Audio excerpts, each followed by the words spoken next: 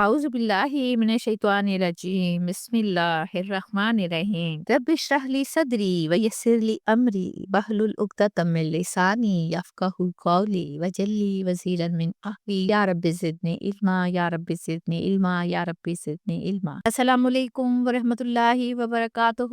کیسی ہیں؟ مجھے امید ہے آپ بالکل ٹھیک ہوں گے، خوش ہوں گے، جنگ ریلیاں صاف ستھری سی منا رہے ہوں گے۔ اللہ تعالیٰ آپ کو اپنے حفظ و امان میں رکھے، آپ کو خوش رکھے، اپنی رحمتیں کرے اور میری آنے والی نسلوں میں سے دائی دین پیدا کرے، اور اللہ تعالیٰ آپ کو ہم سب کو ہدایت کے راستے پر چلائے، آمین ثم آمین۔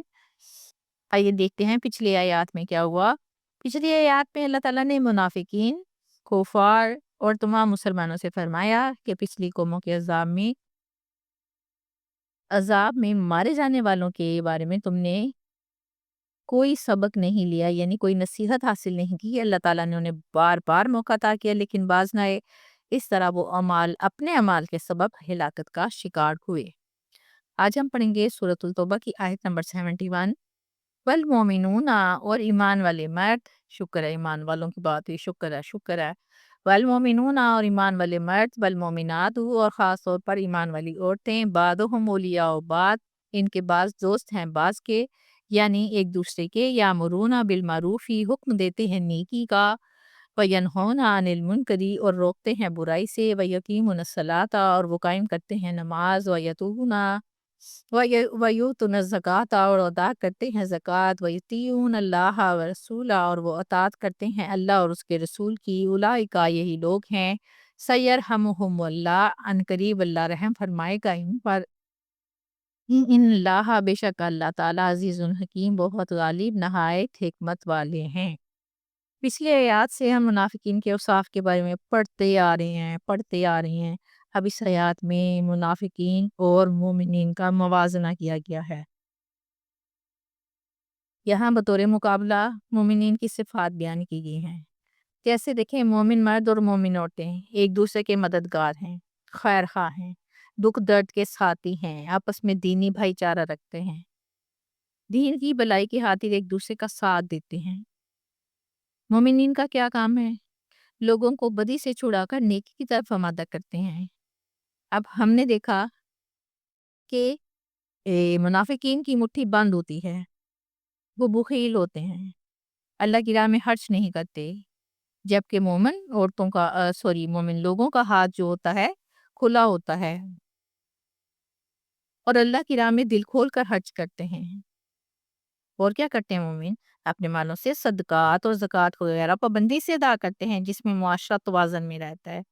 برائی سے روکنا، اچھائی کی طرف بلانا مومنوں کی خاصیت ہے۔ یہ دراصل اسلامی معاشرے کی روح ہے۔ اگر مومن اس فریضے کو چھوڑ دینا تو کیا ہوگا؟ معاشرہ بگڑ جائے گا۔ اللہ تعالیٰ فرماتے ہیں وہ نماز ادا کرتے ہیں۔ کون؟ مومن لوگ نماز ادا کرتے ہیں، زکوٰۃ دیتے ہیں، یہ وہ بندگی کے تمام حقوق پورے کرتے ہیں۔ یہ اللہ تعالیٰ ہمارے بارے میں فرما رہے ہیں، جبکہ منافقین نے اللہ تعالیٰ کو بالکل بھلا دیا ہے۔ وہ اللہ تعالیٰ کی بھی اطاعت کرتے ہیں۔ کون؟ مومن، اور رسول پاک صلی اللہ علیہ وآلہ وسلم کی بھی۔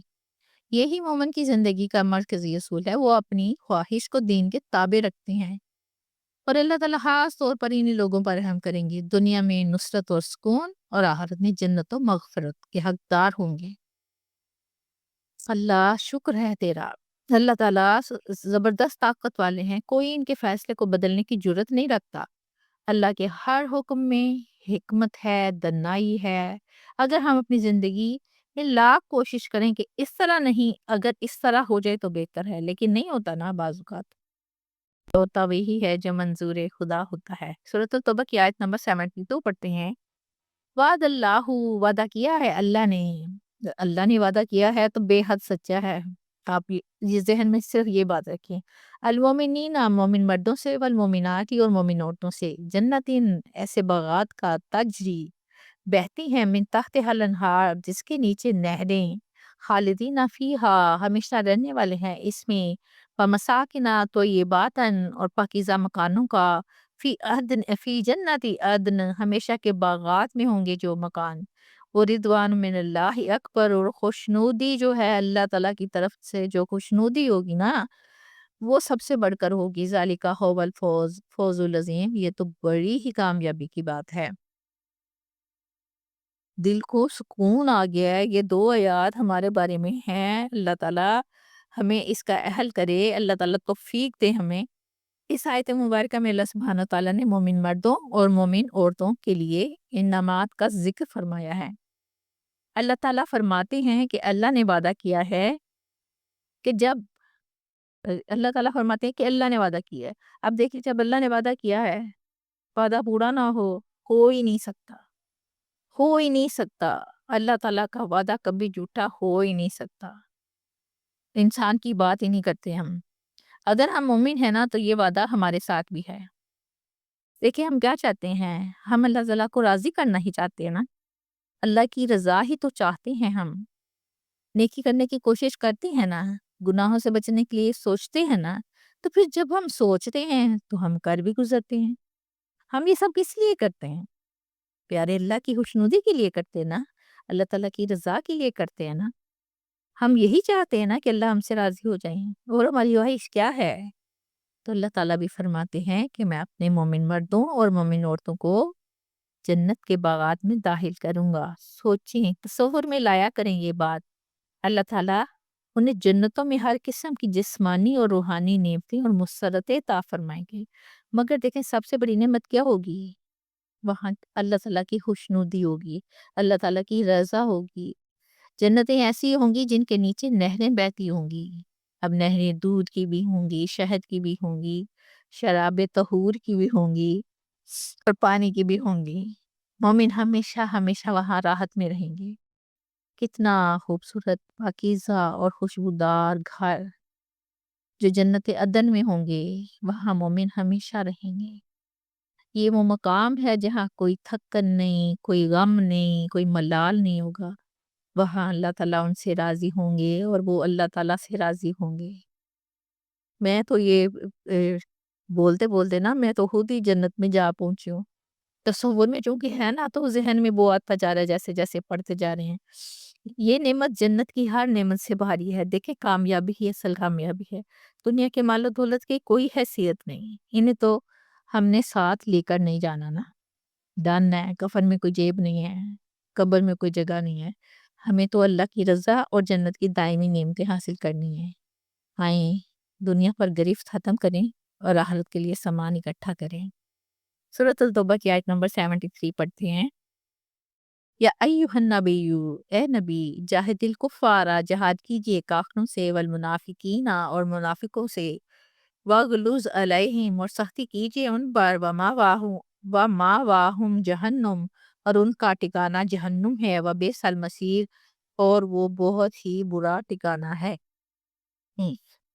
اچھا جی، اس آیت میں رسول پاک صلی اللہ علیہ وآلہ وسلم کو جہاد کرنے کا حکم دیا گیا ہے۔ جہاد کا مطلب کیا ہے؟ کسی ناپسندیدہ چیز کو دفع کرنے کی کوشش کرنی، دور کرنے کی کوشش کرنی، ختم کرنے کی کوشش کرنی۔ یہ کوشش کبھی ہتھیار سے ہوتی ہے، کبھی زبان سے، کبھی قلم سے، کبھی کسی اور طریقے سے۔ وہ منافق جو زبان سے اسلام کا اظہار کریں اور دل سے مسلمان نہ ہوں، ان سے تلوار سے جہاد نہیں کیا جا سکتا۔ کیوں؟ کیونکہ وہ مسلمان ہیں۔ یعنی ان کے لیے زبان سے، قلم سے جس وقت جو مصلحت ہو اس طرح ان کو گائیڈ کرنا ہے۔ لیکن اگر ان منافقوں کا نفاق پوری طرح ظاہر ہو جائے تو پھر جہاد بالسیف یعنی تلوار کی نوبت آ سکتی ہے۔ غزوہ تبوک میں چونکہ منافقین کی منافقت کھل کر سامنے آ گئی تھی، اس لیے اس آیت میں اللہ تعالیٰ نے آپ کو سخت رویہ اختیار کرنے کی ہدایت کی۔ آپ چونکہ فطری طور پر نرم واقع ہوئے تھے اس لیے سخت نہیں بولتے تھے، لیکن چونکہ غزوہ تبوک کے معاملے میں پھر ان کے لیے سختی کرنے کا حکم دیا گیا۔ یہ موقف دین کی غیرت اور حق کی حفاظت کے لیے تھا۔